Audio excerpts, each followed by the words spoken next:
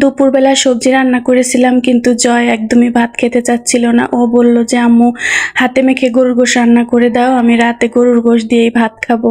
Hello everyone, আসসালামু আলাইকুম। আমি জয়ের আম্মু বলছি গাজীপুর থেকে। সবাইকে ওয়েলকাম করছি জয়ের আম্মুর ইউটিউব চ্যানেলে। আজকের ভিডিওটা আমি শুরু করেছি একদম সন্ধ্যা 6টা থেকে। বিকেলবেলা আমি আর জয়ের আব্বা একটু বাহিরে গিয়েছিলাম। বেশ অনেক দিন পরে উনি আজকে বাসায় ছিল। শুক্রবারের দিন হয় কি কাজ থাকে বিভিন্ন ধরনের, তো বাসায় থাকে না। আজকে যেহেতু বাসায় আছে তো বলল চলো আমরা একটু দুজন হেঁটে আসি। হাঁটতে বাহিরে গেলাম আর একটু এই যে প্রয়োজনীয় কিছু টুকটাক জিনিসপত্র কিনে আনলাম। জয় স্টিলের প্লেটে ভাত খেতে খুব পছন্দ করে, তো ইদানিং জয়ের বাবাও বলছে যে আমার জন্য একটা প্লেট কিনে নিব, কারণ ওরা না ছোট প্লেটে ভাত খেতে পারে না, বড় প্লেটে ভাত খেতেই বেশি পছন্দ করে। তো এই স্টিলের প্লেটটা এনেছিলাম। প্লেটটা এত মজবুত, খুবই ভালো প্লেটটা, আর অনেক ওজন। এই টুলটা আমার অনেক দিন ধরে পছন্দ হচ্ছিল, কিনবো করে আর কেনা হচ্ছিল না। তো আজকে যেহেতু সামনে পড়েই গেল, ভাবলাম যে আজকে টুলটা কিনেই ফেলি। আর আমি চাচ্ছিলাম যে আপনাদের ভাইয়াকে দিয়েই আমি এই টুলটা কেনাবো, কারণ আমি যদি কিনি তাহলে কিন্তু আমার পকেট থেকেই টাকাটা খরচ হয়ে যাবে। তো আমরা ঘুরে ফিরে বাসায় চলে আসছিলাম প্রায় 5:30টার দিকে। এখন একটু ভিডিও করে নিচ্ছিলাম। আর আজকে দুপুরে আমি সবজি রান্না করেছিলাম, কিন্তু জয় একদমই ভাত খেতে চাচ্ছিল না। জয়ের কথা কি বলবো, জয়ের আব্বাও কিন্তু সবজি একদমই পছন্দ করে না, খুবই অল্প পছন্দ করে। তো এই 1 কেজি গোশ এনেছিল দুপুরবেলায়। তো গোশটা আমি ভেবেছি যে একদম ফ্রেশ রান্না করব। আর জয়ও খুব বায়না করছিল, ও বলল যে আম্মু গোশ রান্না করে দাও, তুমি যেভাবে হাতে মেখে গোশটা রান্না করো একটু ঝাল ঝাল করে ওভাবেই রান্না করে দাও। তো ছেলের আবদার মেটানোর জন্য প্রায় 8টা বেজে গিয়েছে, এখন আমি রান্নাঘরে চলে আসছি। আর এই গোশটা না রান্না করা পর্যন্ত কিন্তু জয় ভাত খাবে না। তো যাই হোক, আমি হাতে মেখে খুব সুন্দর করে রান্নাটা করে নিব। কাঁচামরিচ বাটা কিন্তু আমি বেশি করে দিয়েছি, শুকনা মরিচটা একটু আমি কালারের জন্য শুধু দিয়ে থাকি, যাতে সুন্দর একটা কালার আসে।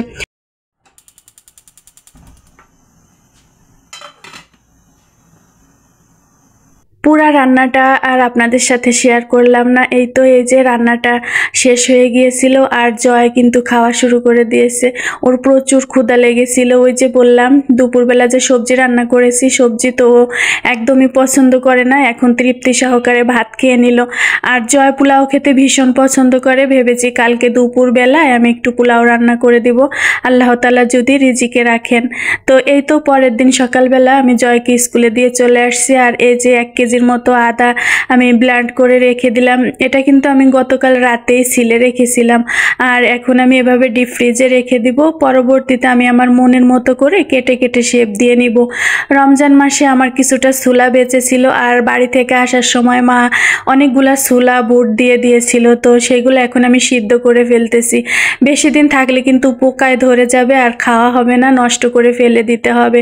এদিক থেকে আমি পোলাওটাও রান্না করে ফেলেছি, আর রান্নাটা চুলায় বসিয়ে দিয়ে আমি ঘরের অন্যান্য কাজগুলোও শেষ করে ফেলেছি। এই কাজগুলো করতে আজকে আমার অনেক দেরি হয়ে গিয়েছে, কারণ জয়কে স্কুলে দিয়ে এসে না আমার একদমই ভালো লাগছিল না। একটু শুয়েছিলাম আর দেখলাম যে মাথাটা একদম ঝিমঝিম করছে।